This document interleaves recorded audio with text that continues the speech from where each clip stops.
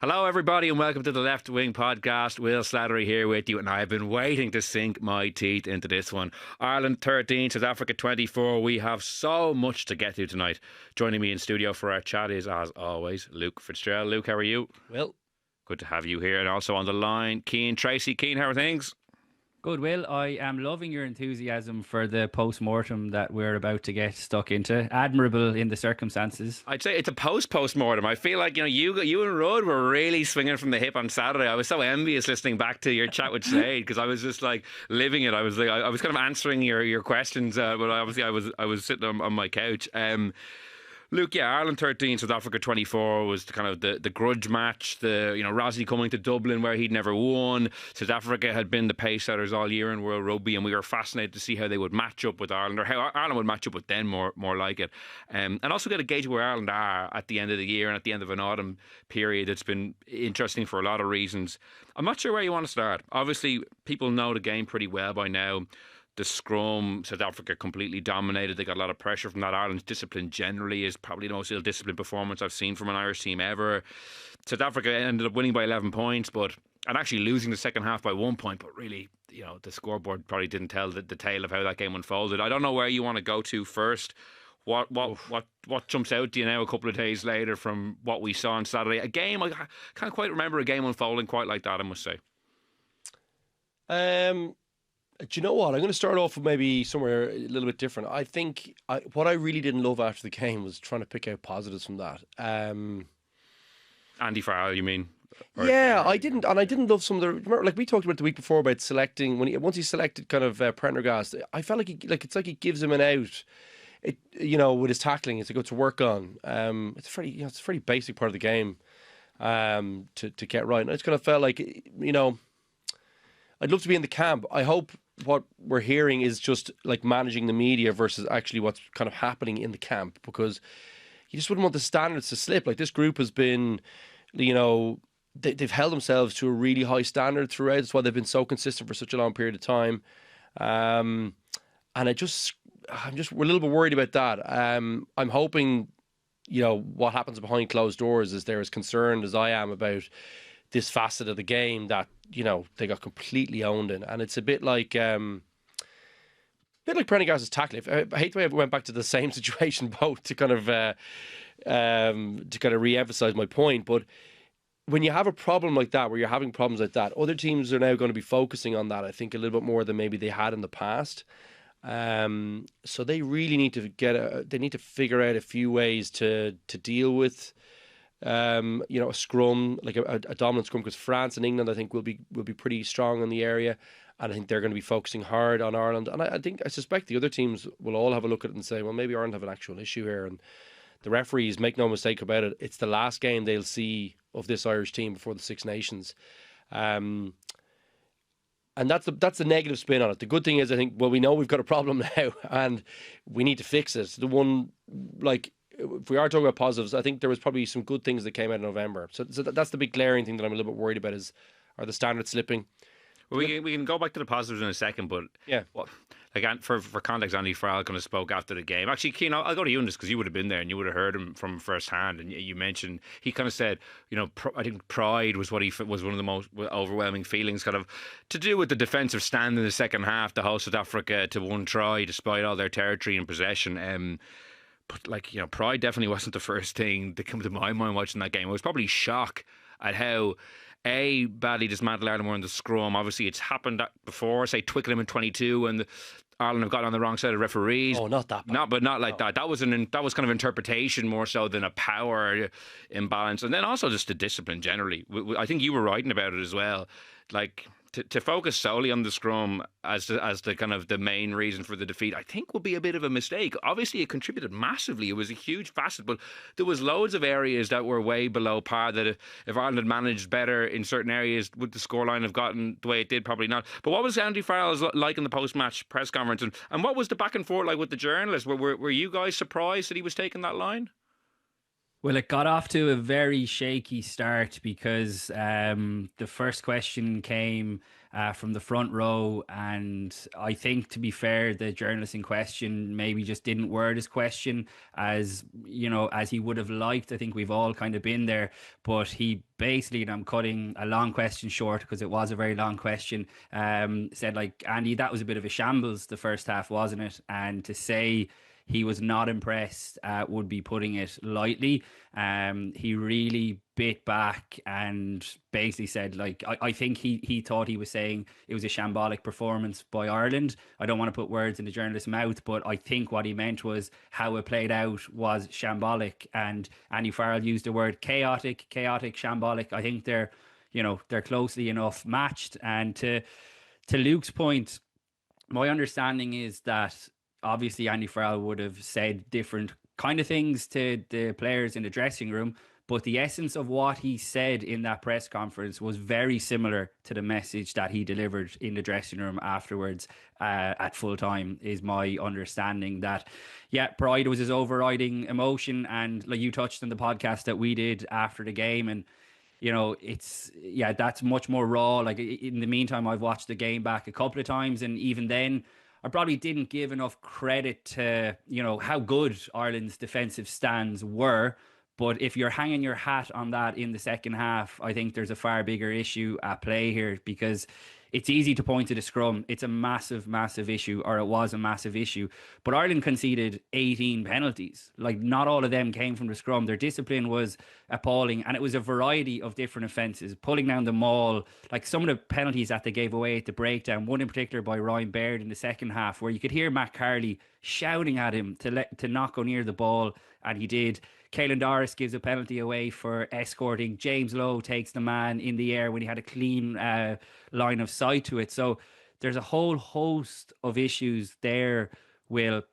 And I think that's before we sort of get into the weeds of, like, this team, and I've been banging on this for quite a while, have developed such a bad habit of compounding errors. Like, they speak so much about being next moment focused. They brought Gary Keegan in, one of the best mental skill coaches in the game, and that just seems to have deserted them over the last while. I know it was really stark at the weekend, but this is something we've seen from this team for quite a while now. When they make a mistake, they follow it up with another mistake instead of backing it up with something good. And I think that's a massive issue as well for Ireland going forward. It's funny you mentioned the 18 penalties, which is a very stark number. That's actually not even the true reflection, because it doesn't take into account the facets of play where there were like 3 offences in one. It was actually, like, I was chatting to Rudd about this earlier. I think Rudd had maybe timed it at 28 penalties. It's actually far worse than it actually seems, because say the sequence that ended with Prendergast's yellow card, there was like 3 penalties in that sequence. But I didn't love Will, like, I don't think you can mention the penalties without mentioning that, like, the 2-10s, like, they were complete brain farts. Like, if you look at Prendergast, he was about a foot offside for the one he got sin bin for. He was nearly half a metre offside for that one. Then, like, it was like weird looking. Like, it was so far out of the defensive line. And then he was offside quite a bit, Luke. Yeah, but he was obviously trying to. That's what happens. Yeah. That always happens with players who aren't good at tackling, is they try and cut down the space and make sure that they're on the front foot. It was always the thing. We used to always say that when we were playing against teams who we knew there was a bit of a weak defender there. Like, he'll always come off the line really, really quickly and try and shut it down. They're an intercept threat. All these kind of guys. You know what I mean? They're always the same guys and doing the same stuff. So that was really bad. And then I thought Crowley's one was really bad for a guy who actually, that was his big chance to kind of stand out. And he had some brilliant moments in the game. Obviously, the highlight is going back to collect that ball over the top and kind of running it out. He had a few nice moments in the game, and he tackled well. But that was madness for, like, 2 years smart. It's supposed to be your smartest players on the pitch are generally your 10s. They were like wild moments to really soft, silly penalties to give away when you're under the cosh and the referee's watching you watching you like a hawk. I think sometimes these guys, you just need to fit into the team. Sometimes you don't always need to be doing something special. You can trust the system a bit more at times, and it would kind of lead me to the same conclusion on the Baird one that Cian mentioned, because if you're trying to do something like that, you're trying to just fit into the system. You don't need to be the one that brings down the ball. There's 7 other guys in there who are pushing next to you. And yeah, they were just, I don't know, kind of whether it was a mixture of panic, lack of belief. It could be a lot. It could be a lot of things, or it could just be a general discipline issue where they're not focusing on that as being something that's really, really important to winning big games. And it could be a mishmash of all three or other items, but it's a massive issue. And we're talking about compounding errors. Like I thought, like it wasn't even compounding; they just created problems for themselves with it. Just on the compounding errors point, there's just two passages of play I just want to read out for you guys, and because it was so jarring. Keane, as you say, when you watch a game back, sometimes you just pick things stand out to you differently than they do at the time. Like 27 minutes in, it's only 5-0 to South Africa. I think there's been one scrum penalty at this stage, so things are unfolding to this point like a fairly normal game. South Africa maybe slightly on top, scored a nice try, Ireland got turned over a couple of times with good opportunities. Scrum was creaky all the way. Creaking, but not like to the extent. So Tommy O'Brien drops a box kick on 27 minutes. And this is what the next 6 minutes are like. Ireland concede a scrum penalty. South Africa go to the corner. Ireland concede a penalty at the maul. South Africa take a scrum. Ireland concede another scrum penalty. From that penalty advantage, Tommy O'Brien tackles Caden Moody high. They take another scrum, get another scrum penalty. They play off that. Ireland give away a ruck offence. Ireland give away a Prendergast yellow card for offside, while Cobus Reinach scores. So that's 6 minutes. They conceded 7 penalties and a yellow card. Then they actually, with 13 men, go down the pitch and played out their best passage of play. Bundy, Aki, Josh van der Fleer, really punchy carries. Dan Sheehan scores a great try. So it's 12-5 then. There's 39 minutes gone. The ball is at the 10-metre line at a ruck. South Africa are going nowhere. They're probably going to take a couple of phases and kick it out. Jack Crowley knocks the ball out of Reinach's hands for a yellow card. From then, can I keep going? They kick to the corner. Ireland actually defend them all really well. And Matthew Carley shouts, number 5, get out of there. And Ty Byrne just doesn't listen to him and just collapses them all. Scrum, maul penalty. They take a scrum there. Porter gets yellow carded. They take another scrum, penalty try half time. So that's in a 15-minute period. Two of the most mad kind of brain farty periods I've ever seen from an Ireland team. And for that happen to happen twice in 15 minutes is staggering. And like kind of, as you said, experienced players like the Jack Crowley one, 30 seconds left in the half. There's only 7 points in it. Say 5 points. It was 12-7 at that point. It's even closer. So while the scrum is a massive problem, obviously, and in the second half it became almost farcical, the amount of scrums and penalties and stoppages. There's enough in those periods of like Ireland making mistakes outside of that I'm like, the scrum can almost distract to some degree. Will, we haven't even mentioned James Ryan's red card. Yes, sorry. That was a complete moment of madness from a guy who is one of the most experienced players. And I know the scrum was struggling before he went off anyway, but an Irish pack already shorn of Joe McCarthy's bulk and the tight head side. It was just a crazy, crazy decision. And I made this point in the post-match pod. Like, James Ryan is at his best, as I suppose you could say all players are, but I feel like James Ryan in particular, when he's playing on the edge, like that is when he's at his very best. And he just massively stepped over the edge. Like, he was probably lucky it wasn't a straight red card. So like, that's one of your most experienced players as well. And I feel like when players are making those kind of rash decisions, it just spreads through teams like wildfire. And then other people start making really dumb decisions. It was just crazy. And like you said, Will, it's not something that we've associated with Ireland teams going back to Luke's time under Joe Schmidt. It was always, keeping your discipline, keep it under 10 penalties at most. To go to 18, and like you said, that wasn't a true reflection, was staggering, really. The one thing I'd say is like spreading like wildfire. Well, like that, I suppose we're probably saying the same thing. Like, it's compounding errors, but like, who's grabbing like each other by the scruff of the neck, or just just saying, lads, cop on here for like the next 5 minutes, 10 minutes. Let's kick well, let's tackle well, let's ruck well. If they score some brilliant tries, so be it. But we are not going to give away any penalties, and we're gonna really simplify what we're doing here. Like, it was baffling to watch. I was really frustrated watching. They looked like a team, like they're a team that does have leaders. Like, there's guys who've load of caps, brilliant rugby players, but for whatever reason, when the going gets tough at the moment, they're not really producing, and they fell away bad. Like, even the last try against New Zealand, going back a little bit here, that was so soft. Like, the scrum half goes in by the scrum. It was just kind of going like, it's like they gave up or something. It was weird for guys who were like, these guys are unbelievable rugby players. They go down as all-time greats, and to not be able to figure a way out, or to not have a solution to when it's all going wrong. it was frustrating. It was frustrating to not see them react well under the pressure. And like, we don't want to lay it all at the feet of the scrum, and I think that's probably the right way to think about this. But a good part of it was down to that. Like, they really panicked. Like, and you know what? It starts feeding through the team when you can't knock anything on. So like, a good part of your game is going to be, let's compete in the air. But like, if you're competing in the air, there's going to be knock-ons. But sure, anytime that happened, you were kind of going, oh, well, that's a penalty to South Africa. You know, and it was a nightmare. And then even like the way I was reading through them there, it was all like, it was scrum penalty, mob penalty, scrum penalty, high tackle, because they were able to, you know, the penalty was kind of a back and forth thing where then they were taking another scrum and it was setting up another penalty advantage. Like, they scored tries from 2 penalty advantages, the Sasha Feinberg and Gamazulu one. But to go back to compounding errors, even, it's funny. So the second half starts, Ireland are down to 13 men. They get a 3-pointer, eke out a 3-pointer, 19-10. Kickoff, Cian Prendergast drops a simple kickoff. From that scrum, penalty advantage, Sasha Feinberg and Gamazulu try.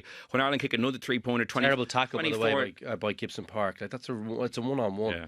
It was really bad. Like, it's bad tackle technique. Which was for 24-13. Then same thing again. They missed the next kickoff, and then they're just camped in the round 22 for what felt like, you know, they couldn't get out. I was sitting next to I'm sure you won't mind me saying it, but I was sitting next to Sean O'Brien for the game, and he was like, "Oh, they're in like an exit cycle. Like, they just can't get out." That was how I hadn't heard anyone describe it. Remind me of the La Rochelle final in the Aviva when they just could not get out. Own territory. Yeah, and literally it was like, and like, they had to perform minor miracles to get the ball back on their line, or, you know, for one of the South Africans to knock it, whatever it may be. They had to do that, or like, in fairness, some of the defensive lineouts when they decided to compete, I thought that was another issue. They never competed with South Africa in the air, very rarely, and in the few times they did, I thought they made a good fist of it. I thought that was a mistake too, just giving them the lineout to try and defend them all. Like, I knew what they were doing, but I think you have to be competing at as many facets of the game as often as possible throughout a game to you know, particularly in a match that was always going to be, well, that we thought was going to be tight. You needed to be competing a bit more. I think you couldn't just give them the ball there, yeah, they just could not. They had to perform minor miracles to keep them out. Then, like, brilliant kicks. There was some better kicking in the second half, particularly some of the clearance kicks from Gibson Park were under massive pressure. Were brilliant, because I didn't think he had a great game, but he was under massive pressure. But he didn't have a great game, I didn't think. But he had some great clearance kicks in the second half.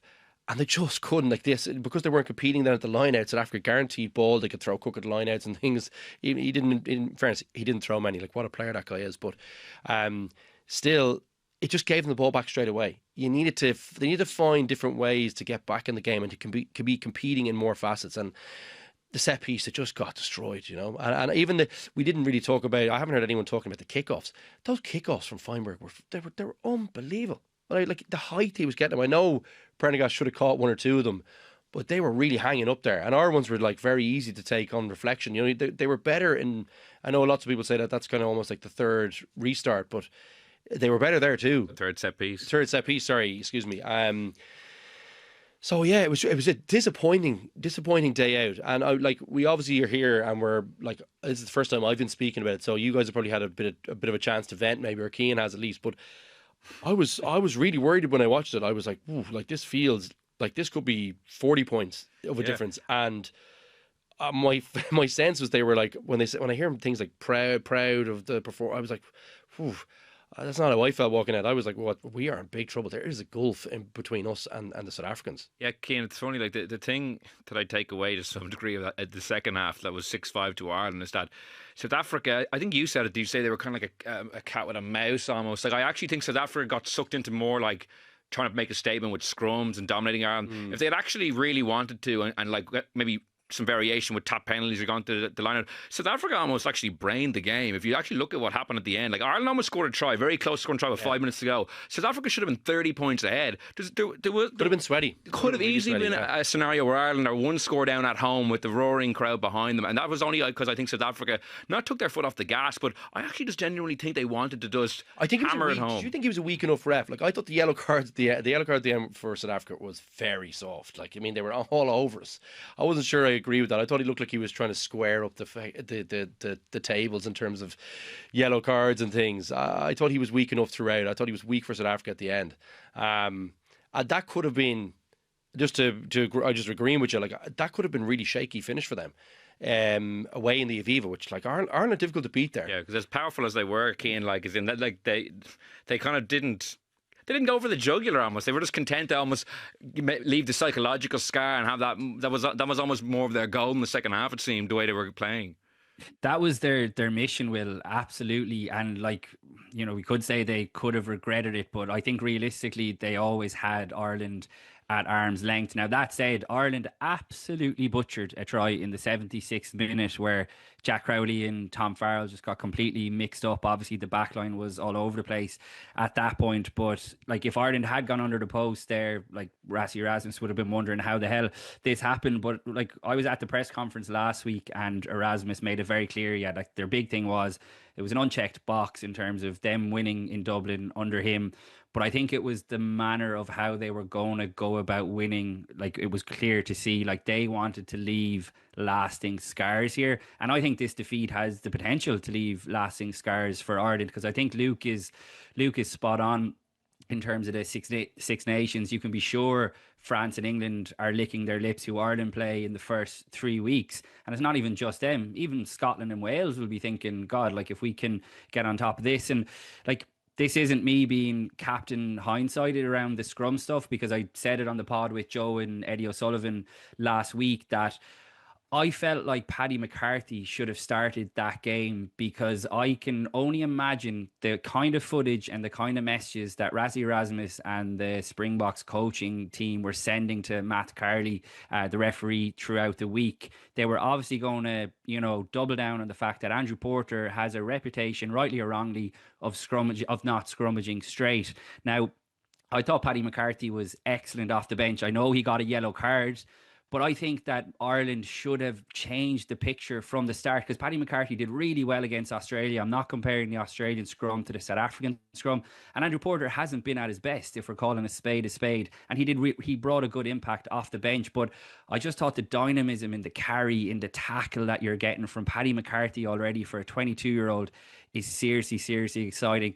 And I thought Ireland missed a trick there. I'm not saying it would have stopped the absolute demolition that South Africa put out there, but I think putting different pictures in front of the referee might have helped, because once Carley got it into his head from that very first scrum, like you said, Will, there was a scrum penalty, his mind was made up then from the game on, from the rest of the game. And I was talking to Johnny Sexton, was doing media today, and we were chatting to him, and he was sort of saying that they didn't feel like they got the rub of the green in a couple of the scrums. Now, a lot of that is down to the fact that the referee has already made up his mind, I think, from early on. But if you can imagine, if, let's say, in some like alternate universe, that South Africa were struggling in the scrum like that, what would have Rassie Erasmus have done? He would have taken Andrew Porter off early and put on a fresh prop to try and change the picture, which obviously did in the stroke of half time when they were in front. So maybe Ireland need to look at their approach a bit more. This, like, I'm sure Andrew Porter would argue that he doesn't have an issue with his scrummaging, but referees clearly do. And it's something that's going to have to be addressed going forward, because it's an issue that's going on far too long now. Can I say another thing on that? It's because I think it's quite important. I thought there was a really, really risky moment where they brought Andrew Porter back on. I think it was with 30 minutes to go, and he was on a yellow card. The scrum was not fixed. They were still having issues. That was when Paddy McCarthy got sin binned, was it? No, I don't think it was when. No, they brought him back on when his yellow card finished, I think, initially. Initially. Yeah. So he was brought back on once the yellow card was over, and I was like, this is a seriously risky ploy, because if the referee still thinks that Porter's the issue, he goes to a red card now. And I was like, I just thought that was a mental error, to be honest with you. I thought that was the time, okay, like, he's gone now, because it doesn't look like the issue's fixed. If he gets another yellow, he's gone permanently. So if they brought him on with anything more than 10 minutes, I thought it was a kind of a coaching error. That was one thing. I remember watching the game thinking, oh, that looks like really risky to bring him back on, because he could be upgraded to a red here pretty quickly. I don't know. Do you know what makes it? Am I making any sense there? Sorry, I was saying that, and I felt like there was saying to a few people in the box, like, Jesus, this feels like a big mistake, and they were all glazing over. I was like, am I talking absolute pony here? But anyway. Yeah, like I said, I thought Paddy McCarthy should have started for the reasons I outlined, purely just to throw a different picture at them. And the most worrying thing from an Irish perspective is that South Africa were missing their best props. I mean, Oxenche wasn't playing, Franz Malherbe wasn't playing. Like, they were pretty much down in their depth chart. Bowen Venter, like, I mean, I don't think anyone saw him having the impact that he did. So, like, that was the Lions starting front row that played, you know, like, it's really concerning. Apart That's why, sorry, Keith, that's why it surprises me. Like, not that Ireland have had difficulties before, you know, World Cup quarter-final, Porter got pinned a couple times. I mentioned that England game when there was kind of, it was interpretation or like wheeling of the scrum. Whereas this looked, I just mean literally looked different. Like, so Ireland were being like, it's like a car. It was like, you know, like they were getting mangled. That's why I'm just, as you say, it's a Lions front row. It's a Lions front five. It's basically a Lions pack pretty much, you know, but like... Is it the weight? I'd love, that's the one thing. Is it the weight behind the guys? Because Joe McCarthy missing as offer that heft. Something there, like, do you need to have, like, is the solution, we need to have Henderson, or we need to have another heavy kind of weight lock in there? It could be, I'm trying to think of who else is kind of a big kind of weighty lock that we have at the moment that's played in. Well, I suppose maybe Edwin Adogbo. Adogbo, will come through, but he needs to stay fit in. Ireland have played the Springboks multiple times in the Razzie Erasmus, and while the scrum has never been something where Ireland have like done well necessarily, it hasn't been like the weekend. Oh no, glaring issue. That's why I'm just intrigued as to why it was so much different and why. I think we all are searching for. I'm hoping that they're searching for answers and they're not thinking. Like, even to a late, like, none of us have ever been in a scrum, right? But even to someone watching that from the side, like, who's never been in a scrum, you could see that was different. So you're saying, oh, there's similarities to the England game. I'd say they got in terms of penalties. Yeah, but I think that's an important differentiate between that performance and the one on the weekend to our listeners, because that is very different. Like, they were getting shoved badly. Like you could see the South Africans holding it. Even when I know there was talk of, was it Andy Dunn was talking about the feed into the scrum, and I was like, well, it didn't really matter. Like, it didn't matter. You know what I mean? Once they held it in, you could just see whenever they wanted to move it, they could move the scrum, and they were really, you know, they put some serious pressure on us there, and it looked very uncomfortable. Any time they decided to hold it in there. And it just felt like real utter domination. And I hate saying that because, as you said, there's 3 Lions in there. You know what I mean? But I wonder, did I need to start thinking, is it like, well, do we pick our heaviest, you know, back row and heaviest locks? And like, how do you combat it? Can I throw a theory at you? Yeah, go on. Like, just a suggestion that I wonder, like, so John Fogarty has been in the Irish setup for years. He's done a really good job at the Ireland scrum. He came from Leinster. Robert McBride, because we're going on the assumption that the Ireland pack is obviously made up of mostly Leinster players. Robert McBride has been there for years. And I'm not suggesting to replace either of those guys, but I wonder, would there be any value in just getting a fresh pair of eyes from somewhere like South Africa to come in and have a look at Andrew Porter's technique? And I'm talking technique because realistically, like, we don't develop props like South Africa do. We don't have the playing numbers. We don't have the depth. So we have to make use of what we have. And I wonder if an outside voice, an outside perspective could have a look at the way the Irish prop scrummage and try and get those extra couple of percent out of them. What do you think? This isn't an athlete thing to me, is the only thing I would say. I agree with that, Cian. That's the key point here. Like, there's no better athletes than Tyke Furlong and Andrew Porter. Like, that is not what you're facing up against. Maybe they might be bigger, maybe a little bit, but this to me is a technique thing. Now, maybe the weight, as I alluded to, might be a bit different in the back, you know, in the back row and in the second row. I mean, they've got some serious meat behind them there, all 6'10", all weighing 130 kilos, I'd imagine. Maybe that's where you're really feeling the impact of this, and they're kind of they're allied to that, like this really good technique in their front rows. But something has got to. They've got to think outside the box. I like that idea, Cian. I like just say, let's get a fresh eye. Go, listen, what are you seeing? When we had a chat with Jonathan recently, I would take Cian's point and extrapolate it out to other areas of the team. I think outside voices are needed. Like, the squad, the coaching staff is extremely settled.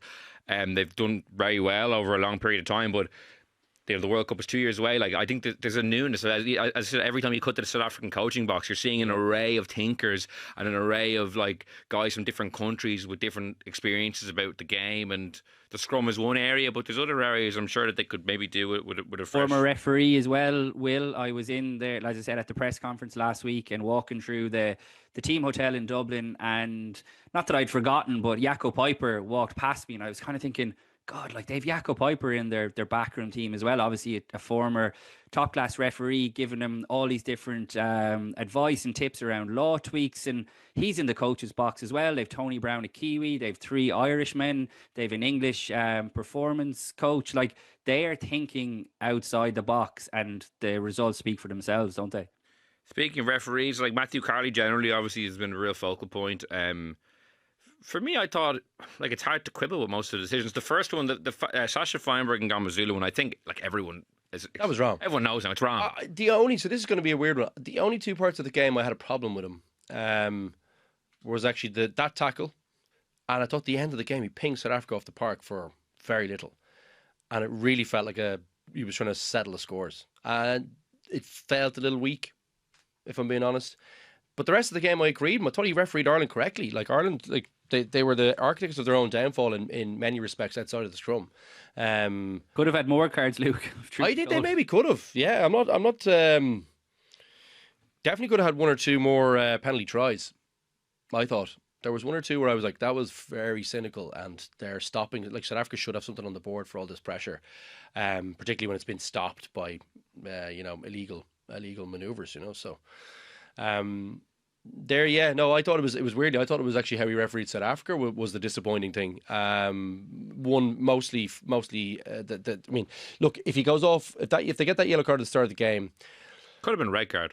could have been a red. Could Easily have been a red. Like Could easily have as soon as you see head contact and someone tucking the arm, I just lose all sympathy for you when you tuck the arm. I really do. That was a really close call, and it sounds like all the pressure from the last couple of weeks from South African supporters and management may have been a factor in it. It's funny because, like, for all World Rugby get criticised for the bunker and the structures in place, like World Rugby can't do anything if a referee, a linesman, and a TMR are all talking and all of them are saying the wrong thing. All of them are looking at it and they're all coming up with like the contact is to the chest. I'm not convinced there's no arms, and you're like, Jesus, like every single person bar these 3 guys are watching it and saying something different. So World Rugby can't really legislate for like 3 guys making a really bad mistake to some degree because it's so cut and dried. And I agree. I think it could have been a red card. Like if Ryan's is a red card, that's probably a red card too. They're different kind of challenges.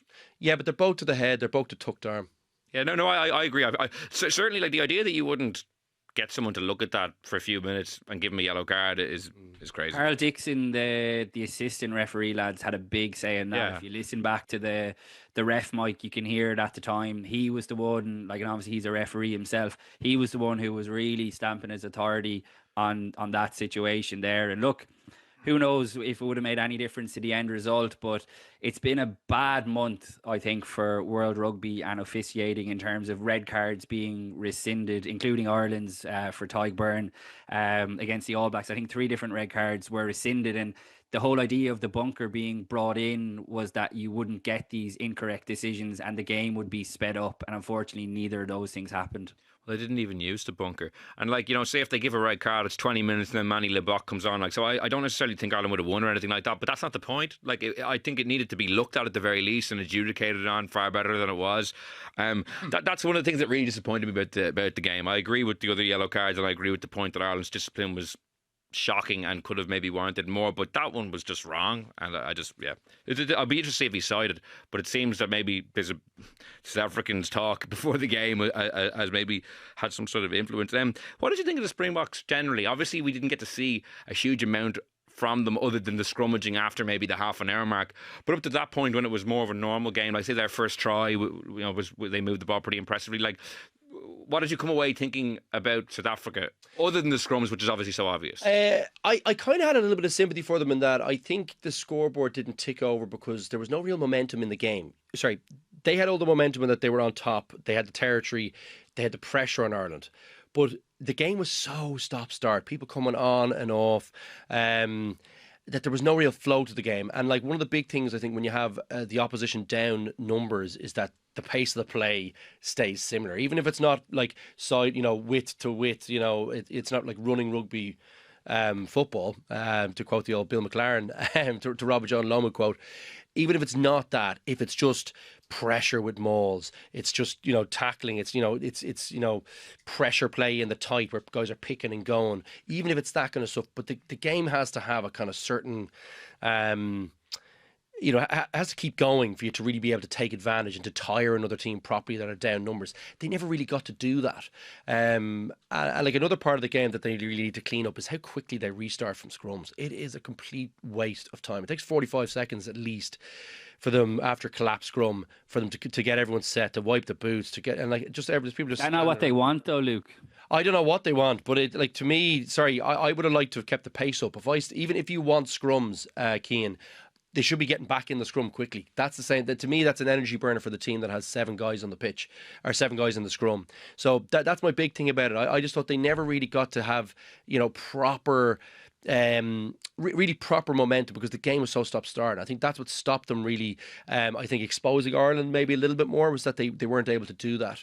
And I didn't think one thing I would say is they didn't take many chances. That was the one thing that I thought they didn't do well, is that, sometimes it's like, I don't know did anyone watch United and Everton last night? I did, unfortunately, yes. Yeah, ridiculous, like so poor, right? Ridiculously poor watching, right? But it was kind of similar in that they never took, you have to take on risk. When you still, even if you have, now the situations were different in that one of the team is chasing the game, United, and South Africa are not chasing the game. But to kill the game should never have even been close, as we discussed. They never really took any extra risk when Ireland took the game with a scruff of the neck when Ireland were down the numbers. And you do need to do that. You can't just accept no risk in that period and expect the scoreboard to just keep ticking over. You still have to take on a little bit of risk. And that was one thing they didn't do well. They didn't pull Ireland apart. They didn't squeeze them very well outside of scrum time. They didn't make them really tire and make the number advantage pay, which is what they really should have done. And that's why the scoreboard didn't tick over. So that was the one area for them, and that I didn't think they did well. And I do wonder, about the 10 selections. If you're going to play that kind of turgid, kind of stodgy kind of type of game plan where you're playing to your strengths, that, the physicality in the pack is a clear strength they're going to have against every single team. We saw what they did to France as well with 7 men on the park. I still wonder about who you play, who's your best 10 for that type of game. I agree with you, because he only kicked 1 from 3, and I know it didn't matter because they were dominant and they got a penalty try and they won well, but against France as well, he didn't kick great, I don't think, that day either. I know our South African friends who are watching on YouTube are going to give me penalties for that, but it's true, like, his kicking was poor against France. The kicks weren't easy against Ireland that he missed, but he did miss them. Like, in the Rassie Erasmus era, there's been 5 games against Ireland. When Handré Pollard has played, he's kicked at an 80% clip. When anyone else other than Handré Pollard has played, they've kicked at a 30% clip. That's a 50% difference. Like, in a tight game, like at the last World Cup, their 3 knockout games were decided by 1 point. And while it looks at the moment that South Africa are a lot better than everybody else, the knockout rugby is very even the All Blacks in 11 and 15 didn't win every game by a cricket score. They only won by 2 points in the semi-final against South Africa in 15. They only won by 1 point in the final in 2011. So, the best teams in the world at a World Cup tend to get pegged back. So even though I do agree that Feinberg and Gomazulu is an unbelievable player. Yeah. But, and to be fair, it's easier to probably get him to learn how to goal kick than it is for Handré Pollard to learn how to do what Feinberg and Gomazulu do. The question is whether you need to do it to be effective, to be more effective. And that's the thing. Like, if you're going for, to me, what I really liked about it was there was kind of ruthlessly efficient from them in some respects. Like, we always talk about, the top teams, the margins are so thin. When you find something, you just go to it all day. And they were just ruthless at that. They never really ventured too far outside where they thought they had the advantage. And to me, the guy who's probably better suited for them to really accentuate that is probably still Pollard for me. That's not to say over the next 2 years they don't develop further and Feinberg doesn't get the kicking right. But it's the only thing he's missing. It's the only thing he's missing, but it's a big bloody important. And to be fair, to give them a little bit of credit, one part where they did show a bit of ruthlessness and turn the screw was when I mentioned 39 minutes, Crowley knocks the ball out of Reinnick's hands dead in front of the post with the clock in the red. They could easily go for a 3-pointer there. No one would be criticising them. The game, it's half time, they go in with an 8-point lead, but they go to the corner, they end up getting another yellow card for Porter, and they get a penalty try. And then it's kind of game over nearly. That was game over. So they did show there was blood in the water, and they were ruthless, and they actually went for it in that moment, and the game was pretty much done after that.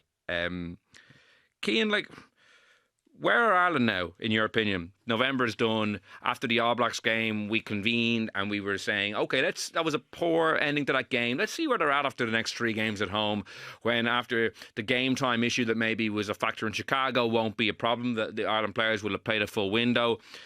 Like, In the last 12 months, Ireland have lost by double digits 3 times in the Aviva Stadium, and they also lost by double digits in Chicago. For me, like, Ireland are no longer at the top table. There's a pretty clear gap, obviously, from South Africa to the rest, but I don't think Ireland are even in the same bracket as New Zealand, France and England now. I don't know what you think after what you've watched this month. The trends aren't great. Let's go back to this time last year is what I would do, because obviously Ireland came into the summer. They won the Six Nations last year and drew a series down in South Africa. So that was all fine. After the World Cup, I think it was as good as you could have hoped for. And then I think there were plenty of warning signs last November, particularly in the defeat to the All Blacks. It was really sort of sloppy and stodgy, and you were kind of thinking, okay, let's see how this plays out. The Six Nations was really disappointing, obviously blown away by France at home. And even the way they finished in Rome, I know it was a bit of a damn squib anyway, but they were really poor that day in Rome as well. The summer tour was the summer tour. I don't even think I would include that in this conversation. It was in isolation. And then you come to this November, and they won the 2 games that they were expected to win. They beat a Japanese team quite clearly in transition. Again, huffed and puffed a little bit, like got there in the end and put a bit of gloss on the scoreline, but it wasn't all that impressive for large periods. I thought they played very well against Australia, but obvious caveats to that is this is an Australian team really on the slide after the Lions tour and looking really tired at the end of a long year. And then the big one was, like you said, Will, like the ultimate test, and they failed it. And I think you're right. I think they're firmly back in the pack now. Did they finish third at this year's Six Nations? I think they'll be doing well to improve on that next year, considering that they're going to Paris on the opening night and a Thursday night. That is going to be unbelievably difficult. Anton Dupont is going to be back. I know France haven't been all that hot this November either, but Dupont coming back is like literally a game changer for them. And then I think it's Italy at home and then England away, if that's correct. Like that is a very, very tough opening 3 weeks of the Six Nations without a break. So once you're heading into that first break weekend, I mean, if Ireland don't pull off at least one serious victory in the Stade de France or Twickenham, their Six Nations is going to be over with a couple of rounds to go. So, I think the trends are worrying, Will, for sure. There won't be any Ryan Baird, it looks like, for the Six Nations, certainly for the start. He broke his leg at the weekend. Massive loss, because he was one of the guys who probably did have a reasonably good November in the number 6 jersey. John McCarthy, though, looks like he'll be back. So he, at the moment, obviously, there's a lot of rugby team played between now and then, but he'll be fit for the moment anyway. Hugo Keenan might be back in the mix as well. What's your feeling about where Ireland are at? Like, are you sharing myself and Keane's kind of, I suppose, apprehension about the team's trajectory? Some of the apprehension I definitely have. Look, the scrum, I'm a little bit, we talked about it before, and I kind of had said that was my bigger worry actually after the Someone actually emailed in and was like, give Luke Frustrell some credit. It was like 33 minutes, 33 seconds in podcast on November 9th. Luke says scrum bigger concern than line out. Like, it has aged well. I remember you saying it at the time. I was like, well, we're talking about the line out, like, but to be fair, you were right. So that's a little bit of a concern. Some things I did like, right? I thought, because it's important we're not completely down on them. I think that's maybe a better way to answer the question. I like Paddy McCarthy coming in. I think we have a genuine, someone genuine behind Porter now. He doesn't have to do 80 minutes. He might be ahead of him, by the way, by the time he comes into camp, at the end of January. But that looks like a genuine competition. There are 2 very good loose heads, I think. And look, we all hope that they kind of figure out what the issue is. It's been a while coming. I think this is really kind of, I'm not going to say it's embarrassing, but it's on the verge of that. Like, it was a real utter domination for a really top class player and a top class athlete, which Porter is. It shouldn't be happening to him. So this could be a fire underneath him that he really needs. So I think that's a good thing. That's a part of the team that I was a bit concerned about for World Cup, for example. I was going, well, is Porter going to have to play 80 minutes every single week for us to be successful? And is he going to make it to the World Cup without some kind of serious injury? That was kind of unlikely if he didn't have help. I think McCarthy coming back in, he looks like he's going to be super important for Ireland. I think I might have underestimated how important he is to this team. And then it's, what do you do? Like, you kind of have a little bit of depth then. Do you put him next to Ryan, keep the weight in the scrum because he's obviously a bigger man than Byrne, and obviously then you get the extra little bit of weight with Byrne at 6, because he has to play, because he's probably our best player, I think. Maybe Cian might have something to say about that, but yeah, and look, I think we did show some good stuff at different times. Like when we got opportunities to attack, we've looked decent. I think Hansen's a nice option at 15 now. We know he can do that. He's good in the air, and he brings you that little bit of extra, in terms of his ball playing ability that I think Keenan has. Keenan comes back into this team. You hope Osborne might be available. That's maybe unlikely, but we hope he's kind of back as well. And he looked good before he left. So I think it's not all doom and gloom. I think there's a new voice in there, and Johnny Sexton is kind of more consistently there. So that's maybe a little bit of freshness that we talked about in the coaching staff. And I think that behind closed doors, Andy Farrell is not of the same view as the kind of words he used in the press conference. I think he'll be really panicking about this a little bit behind, and I think he'll say, right, we need to get problem solving here pretty quickly about how we're going to approach this for the next couple of months before Six Nations starts. And I think they'll do all those things. I think the line-out got a bit of a doing. I think, and you saw, I think they reacted quite well there. I thought. I wish they had competed more with South Africa, as I mentioned. I think, but it was quite obvious they were going to stop them mauling. That was the plan, and that's fair enough. I think you should compete a little bit more personally, personal opinion.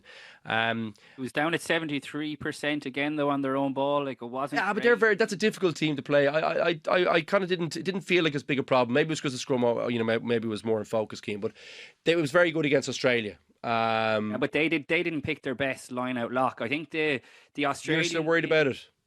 The Australian win, yeah, like they did lots of good things, but Nick Frost is their best line-out option, and for some strange reason, Joe Schmidt kept him on the bench and had Tom Hooper, who's a back row, playing in the second row. Like, if you go back to the 23 World Cup pool win over South Africa, I think Ireland lost 6 lineouts. Will, you might remember off the top of your head. I think they lost 6 lineouts despite winning, so it was a very similar like jumping pack. I know Ruan Norte was playing, but at the weekend, but it was still an issue, and I think it still is an issue for me. I don't think just because it went well against Australia that all of a sudden the ills have been cured. Okay, well, maybe I wouldn't say cured. I thought it was probably better and less of an issue. So there are kind of maybe some of the positives that I could see us getting better at, right? The other thing maybe is, to turn maybe to the other side of the coin. I think the issue at 10 is still. I think Andy Farrell has decided he's picking Prendergast, and I don't think that fixes enough. I just don't agree with that selection yet. It's funny because I've written down like things, and because it wasn't a huge factor at the weekend, I suppose there was so much other things we didn't really get to. But like, I feel like we're leaving November with the exact same quandary at out half than we had coming in, as in I feel like we're exactly where we were before November, and we're going to have the exact same questions coming into the Six Nations. My worry is that Andy Farrell doesn't have the same questions now. Yeah. I think he's answered the question in his mind. I think he's going to stick with Prendergast, and Prendergast gets to make mistakes on his defence because he thinks what he brings to the attack side of the game is far more than he thinks Crowley brings, and his kicking distance is further. I think he's going to get the benefit of the doubt, and he's going to be the guy he picks.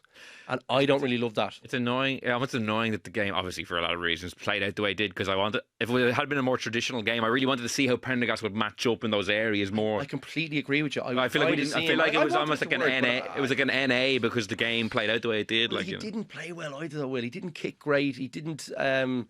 His tackling still wasn't. It was fine, but like that yellow card was very poor. He was miles off for that. He could have got Sim in for the other one before, to be honest with you.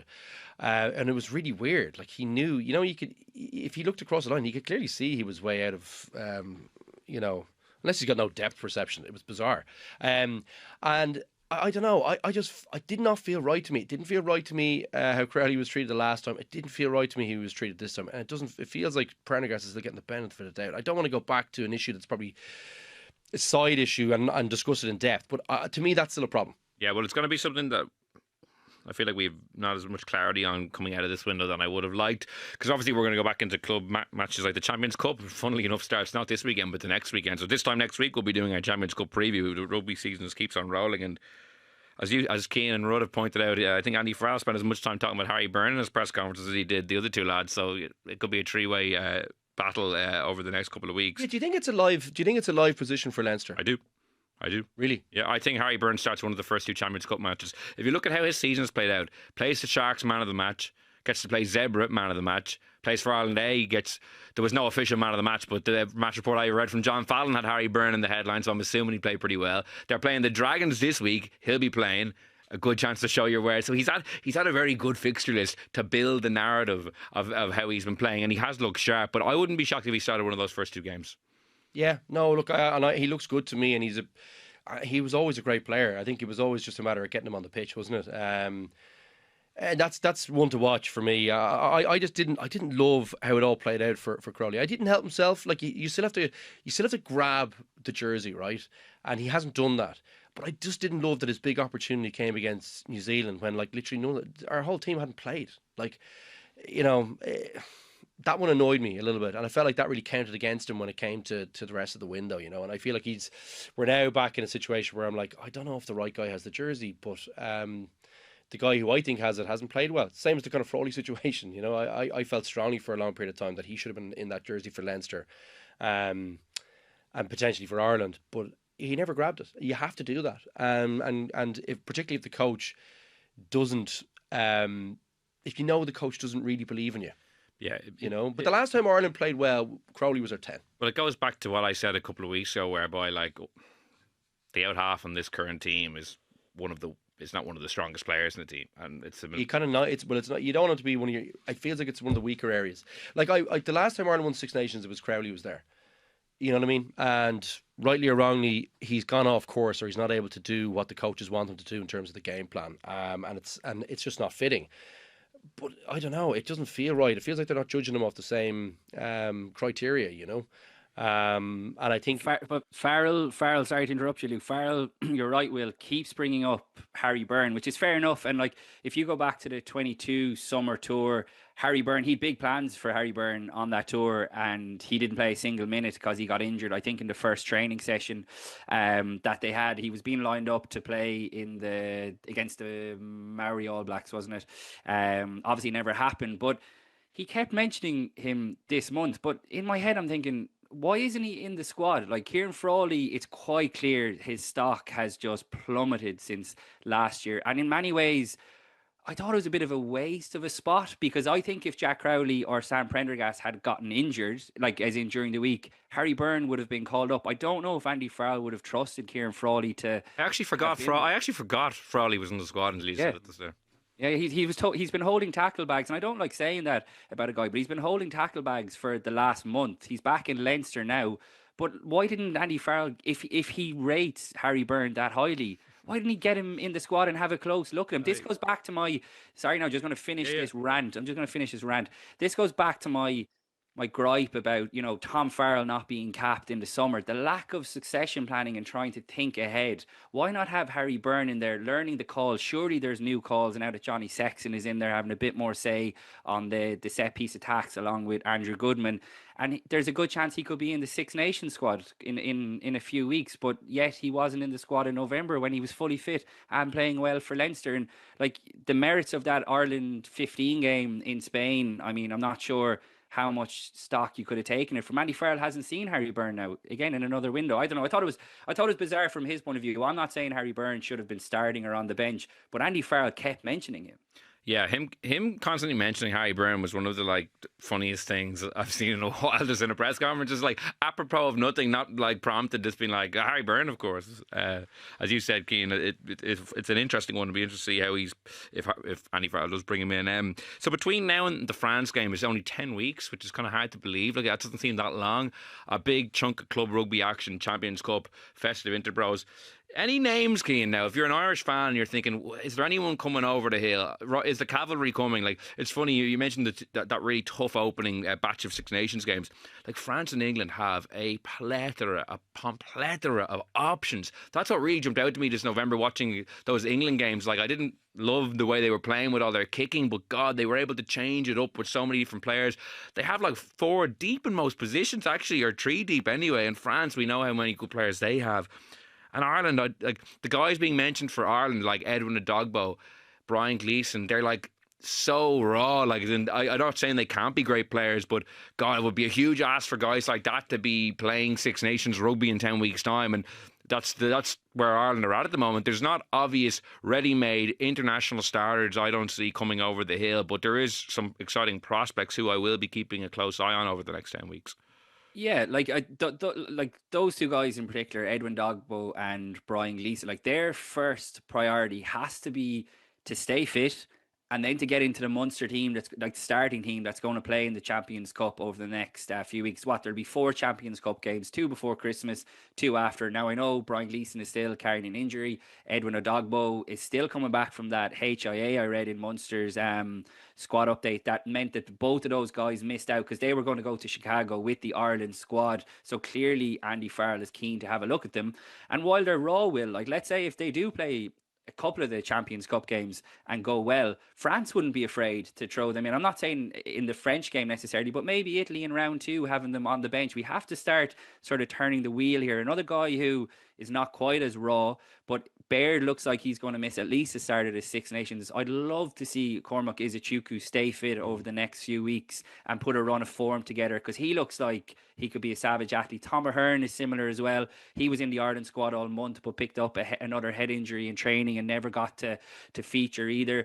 I go back to the centres as well. I would like to see a bit of rejuvenation in there as well. Didn't think Bundyaki had his best month, and any concerns about his age, I don't think have been eased by the performances that he's delivered over the last while. Guys like maybe, Jude Postlethwaite, again, he needs to get into the Ulster team. There's a lot of excitement around Hugh Gavin, but again, he needs to be in the starting Connacht team as well. So they're the few guys who I'm keen to keep an eye on over the next while. And while, France away is obviously a different prospect to Italy at home, that game at Italy at home could be a nice game to get a couple of guys into the setup off the bench, at least, if they can stay fit and go well in the Champions Cup in particular over the next few weeks. DRC this coming weekend, and then, as I said, the Champions Cup kicks off with 2 matches, then into the Festive Interpros, then 2 more Champions Cup matches, and then it'll be France, and it'll come around quickly, and the next couple of weeks will be fascinating. I agree with everything both of you guys said around kind of players putting their hands up and what it might look like, and there are still good players in this team. It does have this sense of kind of dread, like, kind of hanging over me after that window. We shall see over the next couple of weeks how things develop. I'd like to thank Cian for joining me. I'd like to thank Luke for joining me. Thanks to everyone who listened tonight. We'll be back next week for more chat. Until then, goodbye.